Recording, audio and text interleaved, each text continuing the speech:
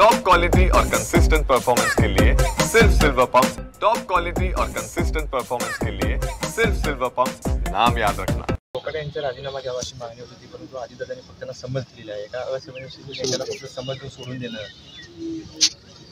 नाही, या सरकारचे धोरण असं आहे की कुणी काही केलं तरी त्याला राजीनामा देऊन द्यायचा नाही, कारण राज्याच्या प्रमुखांनाच ते सगळं मान्य असतं.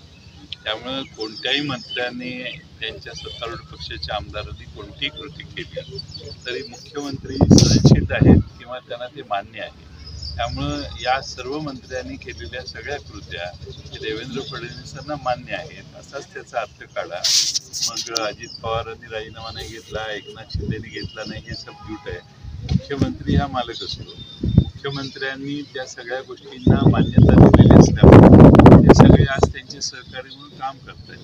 मला माणिकराव कोकाटे यांच्या व्यक्तीविषयी काही बोलायचं नाही किंवा त्या आणखी कुठल्या मंत्र्याविषयी, पण मुख्यमंत्र्यांनी आपलं सरकार जनतेच्या समोर कसं दिसायला पाहिजे याचा फार बारकाईने विचार करायचा असतो आणि संवेदनशीलता जर कमी झाली तर असा विचार करणं थांबतं.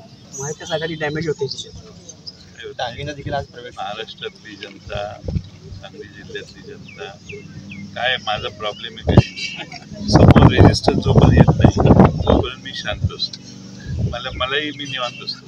ज्यावेळी रेजिस्टन्स तयार होतो त्यावेळी माझ्यातला ओरिजिनल माणूस तयार होतो.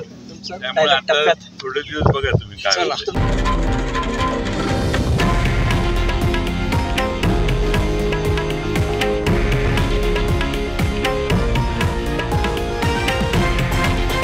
हे आहे देशातील नंबर 1 न्यूज नेटवर्क आणि आपण पाहत आहात TV9 मराठी, एकमेव.